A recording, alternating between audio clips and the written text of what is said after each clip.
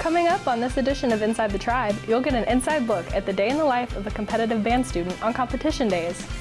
Plus, we'll see some of Best Buddies doing some pumpkin painting.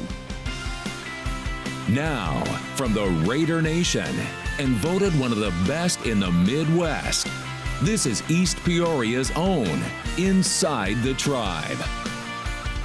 Thanks for joining us on this week's edition of Inside the Tribe. I'm Phoebe Johnson. And I'm Brooklyn Heron. EP students must show their IDs to get into all home football and volleyball games.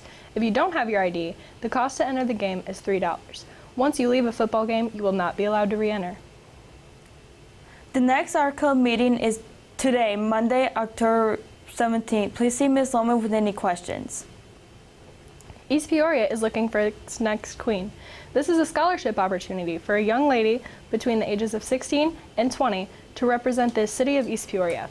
An opportunity to be a role model to young girls throughout the year, ride on the float in the Festival of Lights Parade, and participate in other festival activities during the holidays and throughout the following year. The queen will receive a $1,000 scholarship to further her education or career training. Entry form and sponsor fee need to be received Monday, October 24th. See the link at the bottom of the screen for entry form details, or see Ms. Reinhardt or Ms. Dawson. Seniors, if you haven't placed your order to Johnson's, please remember you can still do so online by November 3rd. Elise Ahrens and Kaylor Paulson are back with this week's Raider Report. Sophomore Connor Watson made it to the 2A Golf State Finals on Friday, October 7th, and shot a 78, making the cut to play on that Saturday, shooting an 81 and placing 44th out of 112. Way to go, Connor. In their final match of the season, the freshman-sophomore tennis team defeated Peoria Christian 5-2 with singles wins from Kiara Brown, Taylor Sutton, Kaylee Gruber, and Victoria Mays. Brown Sutton also won a doubles match for the team. Fantastic job, ladies.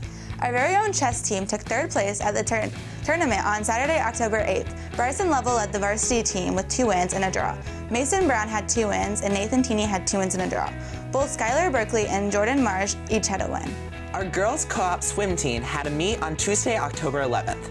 Junior Elise Ahrens finished first in the 50 freestyle, third in the 100 fly, and participated in the first place medley relay and the third place 200 free relay, earning a total of 33 points.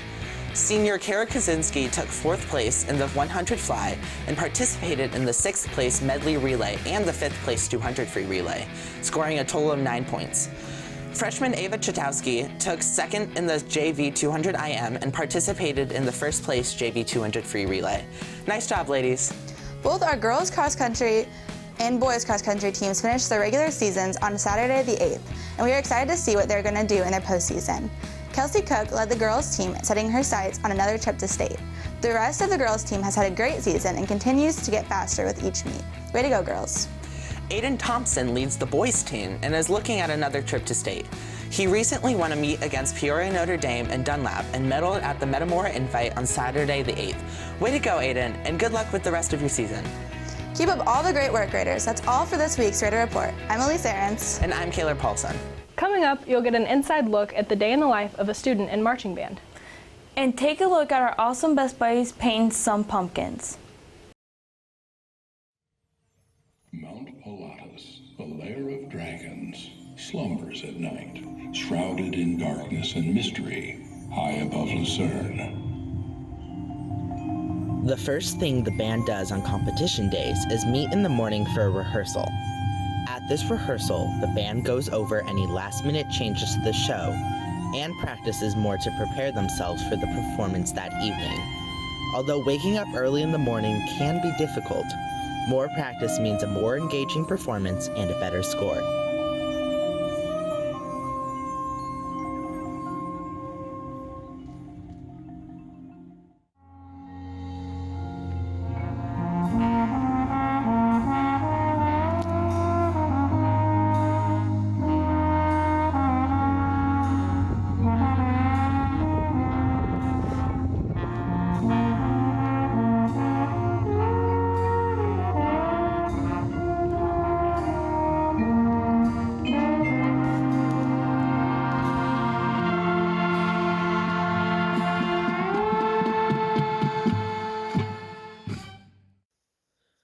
After the morning rehearsal's done, the band listens to band director Mr. Schneplin's directions, and all of the props are packed up in preparation for the trip to the competition.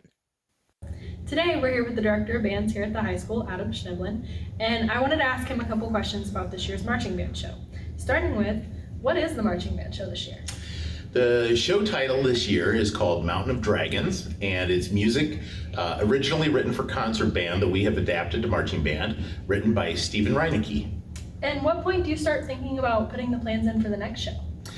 That's a good question. We start way in advance, and actually for this show, really I kind of started in 2017 because we played music by Stephen Reinecke then, and we found this music that we're using this year way back in 2017, and we thought that'd be a great marching band show. But normally it's about a year in advance, but this one happens to have been one that we've been kicking around for a long time. And how did you come up with the show? I mean, you kind of already explained that, but just because concert band played it? Yeah, because we found the music and we really liked it, and we thought it would work really well with the marching band, so that's how we did it. How long does it take for students to learn a show?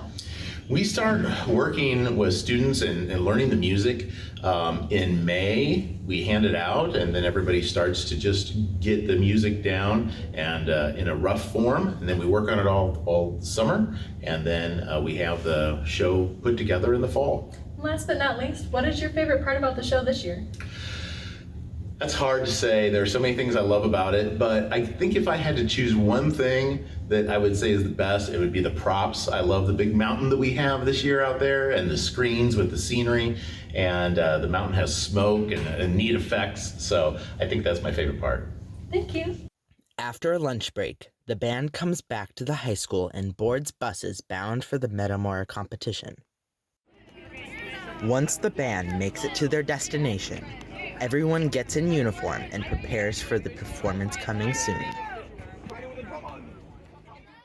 So, in addition to this week's band segment, I'm here with Sydney Draxler, our senior drum major. What's it like being drum major, Sydney?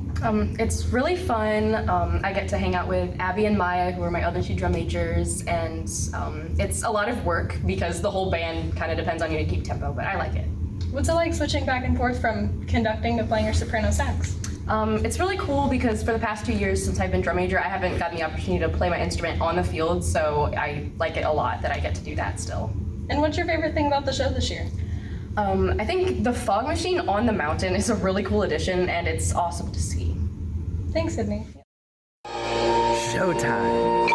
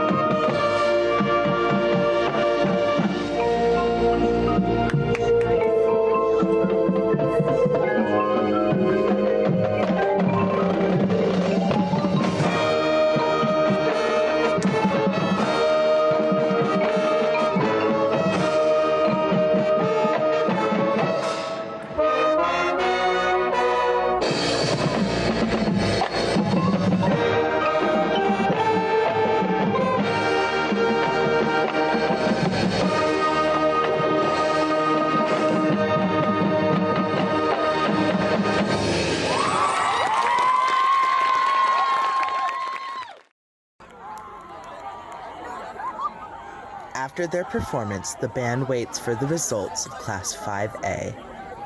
And in first place in Class 5A, East Peoria!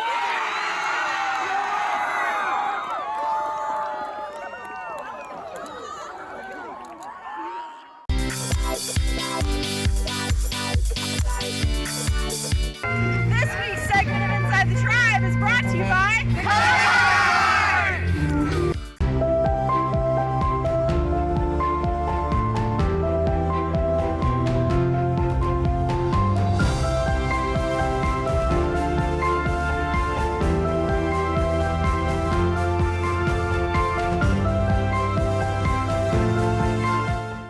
I'm Phoebe Johnson, and we're back with Brooklyn Herring, president of Best Buddies. What does being president of Best Buddies mean? So I think what president means to me is I get to make friendships and just bring more inclusion and like spreading the word about what Best Buddies is and just hanging out with some people with IDD. And how many have you been in Best Buddies? I've been with Best Buddies since my middle school, but for the high school I've been in it for 3 years. And what's the meeting this Wednesday about? So for anyone that was curious about what we're doing tonight, we are pumpkin painting in the cafeteria from 3 until 4:15, and we're going to do some fall themed stuff. Thank you, Brooklyn. So today I'm here with Avery Burgess. and Melanie Plata. great.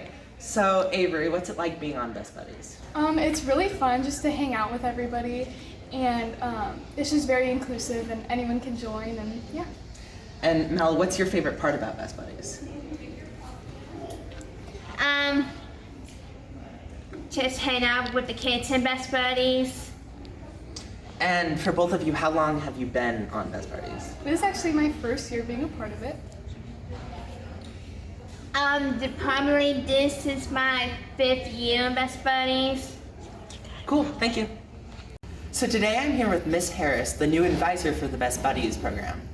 So tell me, Miss Harris, what is Best Buddies all about? Best Buddies is a group that includes individuals who have disabilities and who do not, to make a more inclusive and educated environment for all those around us. That sounds awesome. How can someone get involved?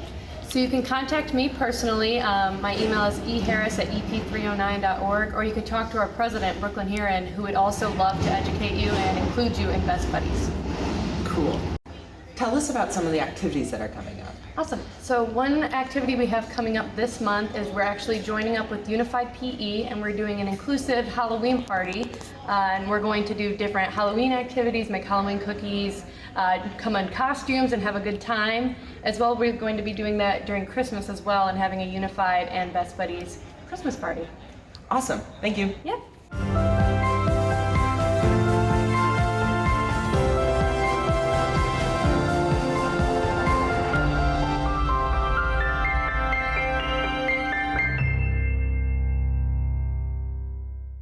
That's not all, but that's all we have time for today. For the full set of announcements, go to the school's website, ep309.org. Also, be sure to follow us on Instagram at inside_the tribe. That's all for this week. Thanks for tuning in for this edition of Inside the Tribe. I'm Brooklyn Heron. And I'm Phoebe Johnson. And from everyone here at Inside the Tribe, have a great Raider Day.